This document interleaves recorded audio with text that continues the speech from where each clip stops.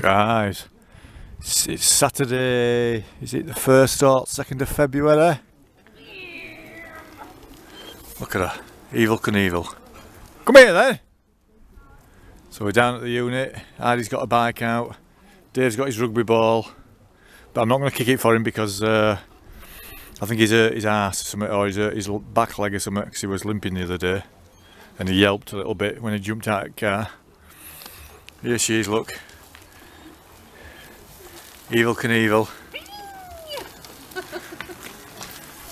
Right, so what I'm going to do today, that's if my hands don't drop off. I've got these woolly gloves on and I'm freezing. Honestly, I can't tell you how cold it is. It's like a still air. There's no wind, but it's freezing. So I'm going to get this Thunderace out, and this is the one. This is one I've changed my mind where I'm going to go to Scotland on. The other one, that other one there.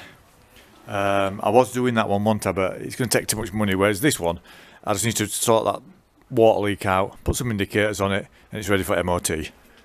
Dave, get your ball away. So I'll get this out. We'll get it on paddock stand, and then we'll go from there.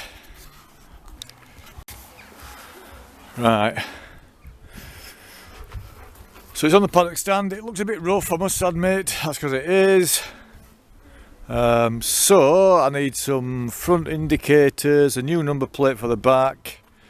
The chain needs cleaning and greasing. The swinging arm needs cleaning. All that needs cleaning. Yeah, it needs cleaning. Let's see if it'll start. I don't think it'll start because it hasn't been started for ages. We'll try anyway.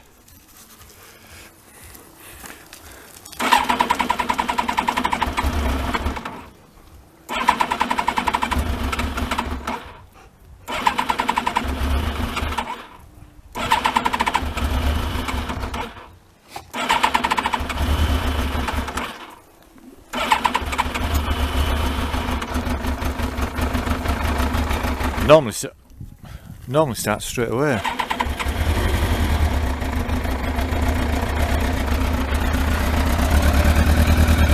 Oh. So I know there's no water in it, but I'll just let it tick over for 20 seconds or something, and then I'll turn it off, and then we'll find out exactly where this water leak's coming from.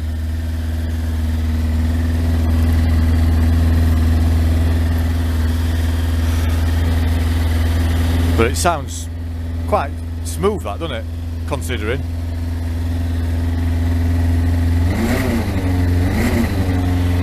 Saying that, it's probably running out of petrol. Right, I won't do it anymore because, like I say, there's no fucking water in it. Right, so let me get the tank off, and then we'll see if we can spot where the water's going. Right, the petrol tank's off. And as always, I've disconnected the battery, just in case. That Allen key bolt on this bike was 5mm, and that one there was 5mm. So I'll get the air filter off, and then I'll show you what's underneath that. Right, air filter off. That was a 10mm bolt, and then a posi screwdriver to get the things off, and I've just left the pipes in place. So I know where to put them when I put them back, but I've done this fucking million times anyway. But anyway, so we'll get the carbs off because it's one of them pipes underneath that we're after. So what I'll do is I'm going to lift the carbs up, and I'm just going to spin them upside down and hang them there, so that I'm not going to disconnect the wires, the throttles or like that. So when I put them back, I just go like that again, and they're back down. So I'll get the carbs off and bang them up there. Right, that's the carbs off. It's a little bit tricky with all the pipes and the fairings still on and stuff like that, but that's just how it is, I'm afraid. Because what you can do is, if the fairings are off, see that hole in frame there, you can sort of like stick an Allen key through there and stick one through here, look. That's if the Allen screws are positioned in that position, if that makes sense. But anyway, so what I'll do now is I'll pour some water in the radiator, get it filling up, and we'll see where the water's pissing out from. so give me 2 minutes. Right, so I've stuck a load of water in, and well, I didn't even have to do it because you can clearly see where it's coming from. That rusty bit there, let me see if I can zoom in. That O-ring isn't even in, so that's where my water leak is coming from. Come on, zoom in, zoom in, zoom in. So we need to get that pipe out, clean it up and put it back in. So I'm going to have to get the bloody fairings off anyway. Bastard. So if I'd have known that, I could have just taken this fairing off, pulled the pipe out without even touching the carbs. But never mind. At least we know now, don't we? So I will get cracked on with that. Right, that's the carbs back on. A bit fiddly. But I always make sure that the throttle turns before I put all else on, which it does. So what I'm going to do now is I'm going to put the airbox back on, I'll put the tank back on, I'll start it up so I know that it's running, if that makes sense, and then what I'll do then is I'll stop it and I'll take this fucking panel off, and then we can get to that pipe then. Right, I've got the tank back on. I've connected the battery up.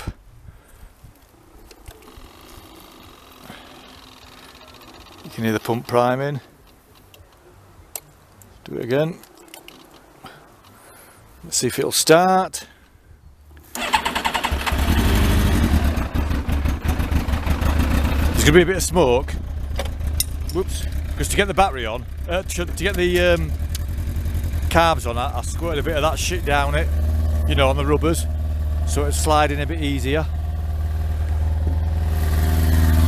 Right, anyway, that's running, so I won't run it too long, so like I say, there's no water in it. So that's good. Right, so now I need to move it somewhere dry over there and get this panel off, and then we can deal with the problem. So really there was no need to take the carbs off, but I needed to know where the water leak was coming from, if that made sense. But anyway, we'll carry on.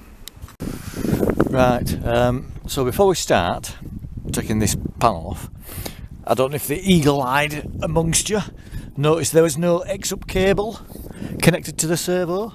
That's because this exhaust on here doesn't have an X-up in, but I've left the servo connected so you don't get that stupid little fault on the rev counter.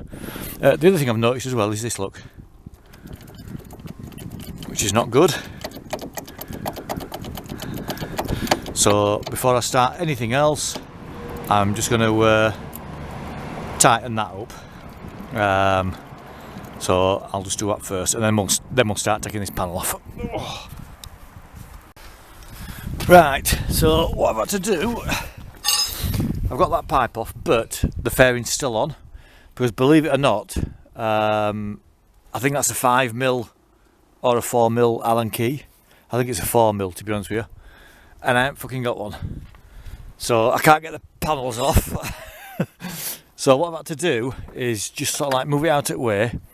I've had to loosen off the water pump, so you can see there that that's loose, and the reason I've done that is so that I can get to this pipe to get it off. So let me just, in fact, let's take that water pump out, look, there, and what I'll do is I'll replace that fucking seal as well on the water pump. So I need to be careful then, that's full of oil obviously, not to let any fucking shit get in there. In fact, I might put the water pump back in actually, just to, because I want to clean all that. In fact, that's got a fucking, has that got a split on it? I don't know if that's got a split or not, but you can see anyway that that's not really very sealed, is it? So what I might do is split that water pump, put the back half of the casing back in so that the oil doesn't piss out when I put it on the side stand, and then do that. So, but that's the culprit anyway. Look, you can see. So that's why I had a water leak.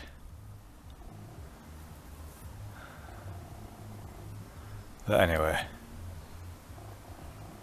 right. So yeah, I'll do that. I'll split this water pump, and then I'll put it back. I'll put the other half back in so that I can bolt it back on to the casing so that the oil doesn't come out, and then I'll order a new O-ring for that oil. But right, okay, then I'll do that. Right, so that the other half of the water pump is back on the engine. So now, in theory, if I look at that, I need a new gasket for that as well. So now, in theory, if I put it on the side stand, no oil should come out. So what I need is a gasket for the oil, for the water pump, an oil seal, a water pump oil seal, and I need to take this home and clean this up, and also clean all this up, don't I? And check that pipe to make sure it's not split. It looks as though it's split, doesn't it? But anyway, we'll do that. So I suppose one burning question is, can you take off a water pump off a Thunderace without removing the fairings? Yes, you can. Anyway, right, so I'm going to pack up now. My fucking hands are dropping off. I'll pack up, clean up, get some bits ordered, and I'll bring it back and we'll put it back together. So this will be this is part 1 of part 2. Oh, and what I've done is I have now tightened that ball up. That one there is loose, because that, you know, that one there, because you can only tighten it up so far before it stops, if that makes sense. So I think it's designed to have a bit of flexibility like that. Right, so the first job is get it off the paddock stand, see if no oil comes out, and then we'll get it in hut and I'm off home.